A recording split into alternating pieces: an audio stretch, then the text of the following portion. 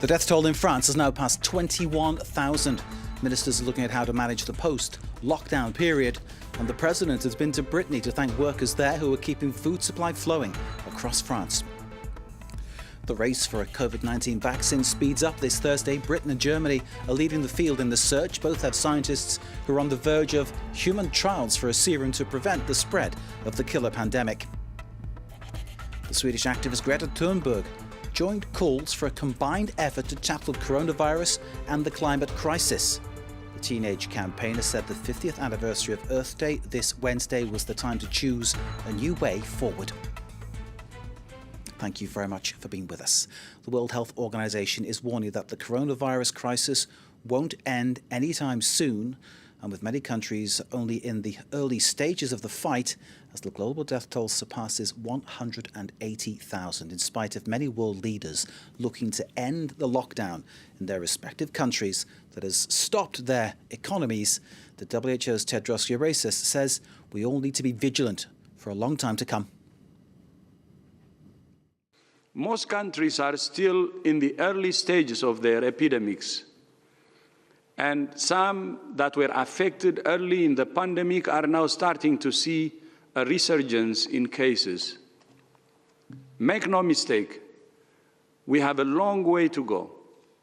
This virus will be with us for a long time. Well, France this Wednesday reported 544 more deaths from COVID-19 in hospitals and nursing homes over the past 24 hours, but registered new falls in the total number of coronavirus patients. The total toll from the epidemic in France has now risen to 21,340 deaths. The Chief Health Officer, Jérôme Salomon, broke this news earlier, while adding that there were now 365 fewer coronavirus patients in hospital and 215 fewer in intensive care compared with the day earlier. The number of patients suffering with COVID-19 in intensive care in France has now fallen every day for 2 weeks in a row. En ce qui concerne la mortalité hospitalière, nous déplorons 13 236 décès depuis le 1er mars. 82% de ces décès sont survenus chez des personnes de plus de 70 ans et nous déplorons aussi 32 décès outre-mer. Dans les établissements sociaux et médico-sociaux, 8104 décès ont été relevés depuis le début de l'épidémie le 1er mars et l'essentiel de ces décès est observé en EHPAD. Au total, depuis le 1er mars, 21 340 décès liés au Covid-19 sont recensés en France. Chief Health Officer of France, Jérôme Salomon, speaking earlier. The President, Emmanuel Macron, has been to Brittany. In Finistère, he thanked the workers involved in supplying food to the shops and supermarkets across France. He described them as the second key line of defence against the COVID-19 virus. This Wednesday, ministers have been tabling their plans for the post-lockdown period, scheduled to start on May the 11th. There's one watchword for France's lifting of its 2-month lockdown: progressive. Far from any instant return to normal, it's likely to take months more to spool the nation back up again, particularly when it comes to preventing further fallout from the coronavirus pandemic. On a cette ambition de concertation, on a aussi besoin de temps pour élaborer les différents scénarios de reprise d'activité. The lower years in schools will be the first to go back to class on May the 11th, with a gradual rollout over the ensuing weeks for other years. However, hygiene gestures and social distancing will be the new norm and will have to spread to every walk of life, particularly with certain businesses due to reopen on the 11th in the same rolling manner.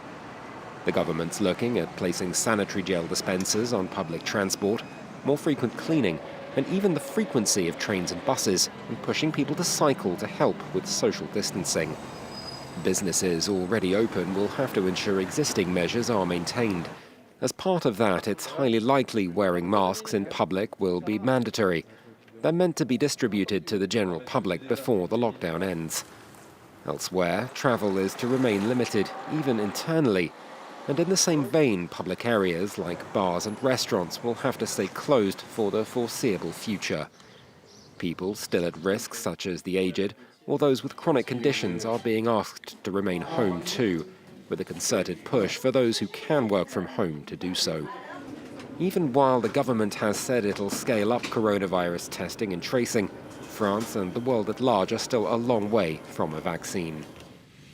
More than 10 million employees in France, that's 1 out of every 2 in the private sector, have been temporarily laid off during the coronavirus lockdown and are now benefiting from an extended indemnity programme to weather the crisis.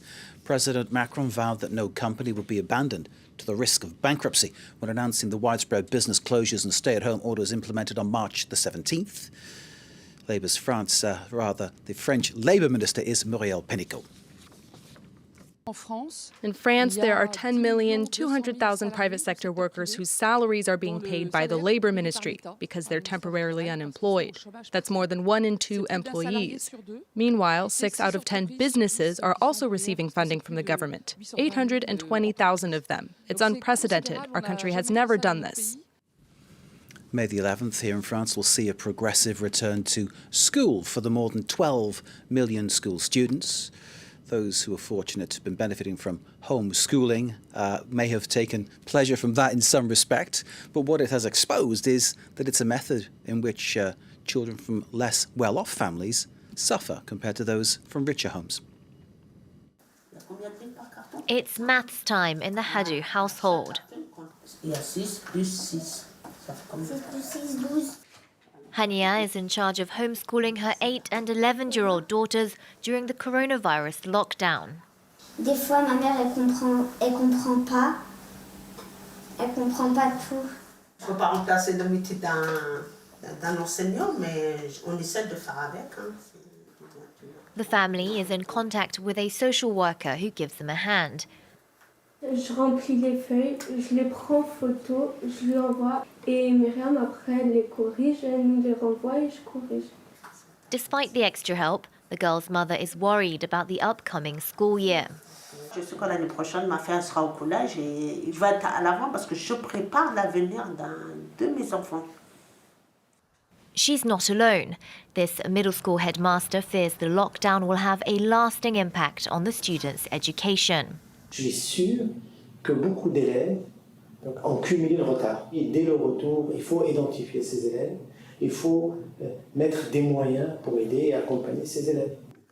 His school has been distributing tablets to students without computers at home. Chaque jour, on découvre un élève à la recherche d'un moyen de qualité de connexion Internet.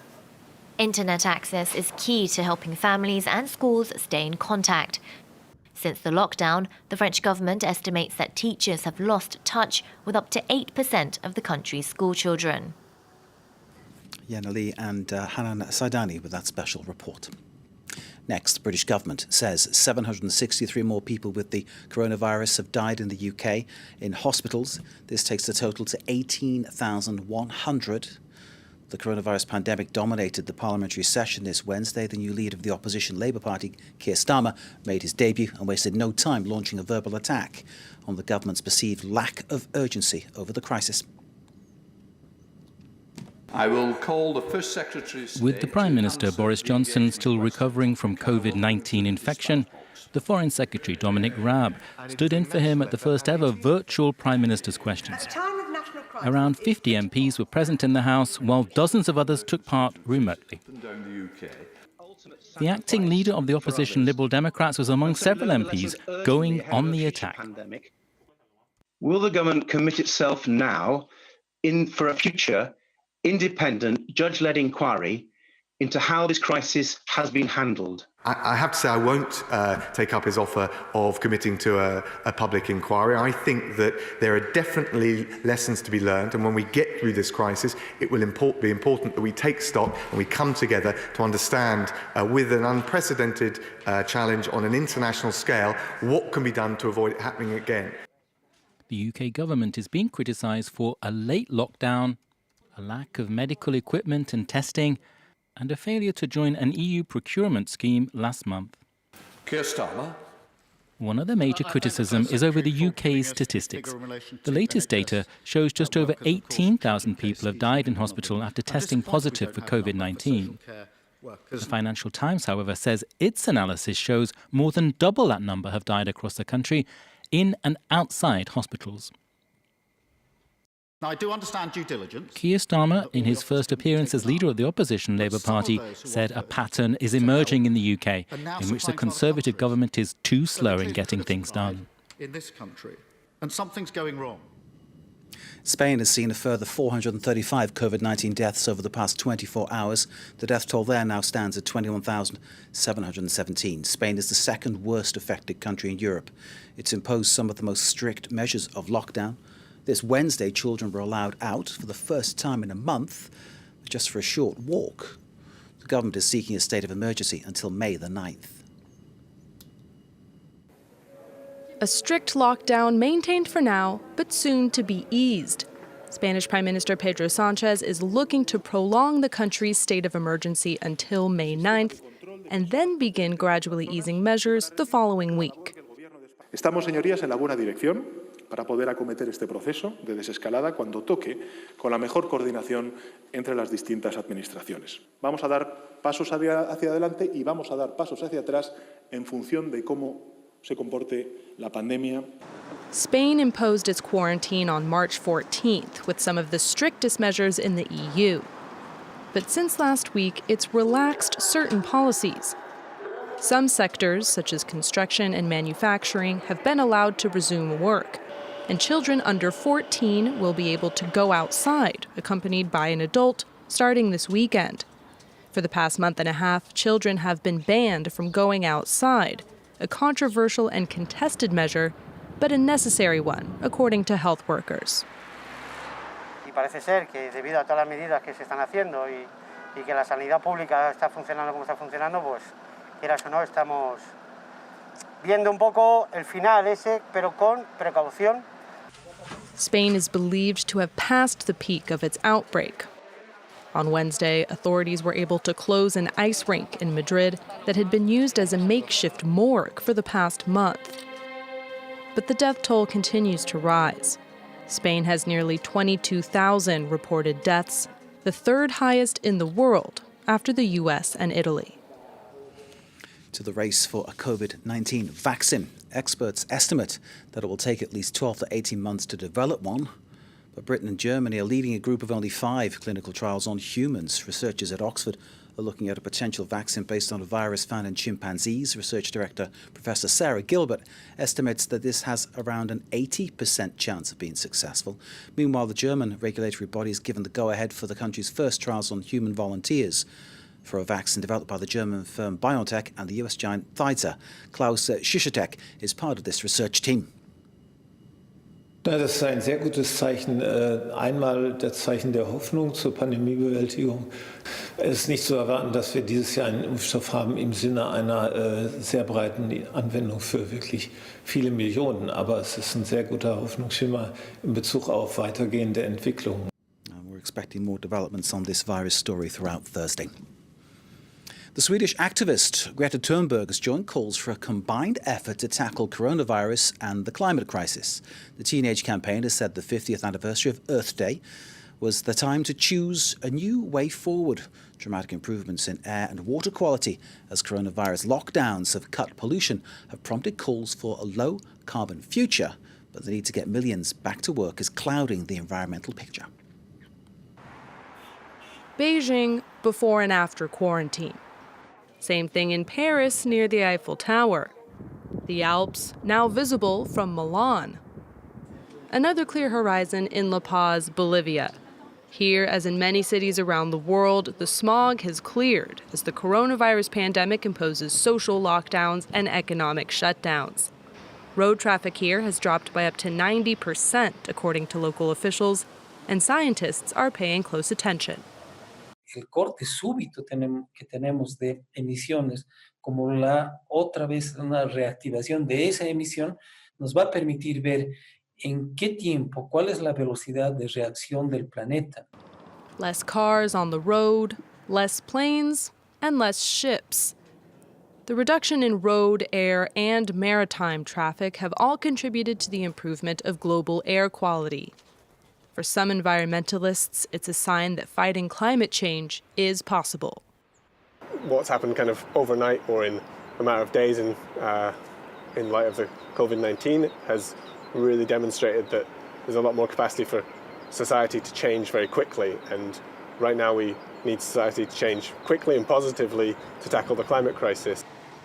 As certain parts of the world begin easing lockdown measures, some scientists fear pollution will return as countries look to reboot their economies amid the crisis. And that concludes this bulletin. For more news, stay with us. You're watching France 24.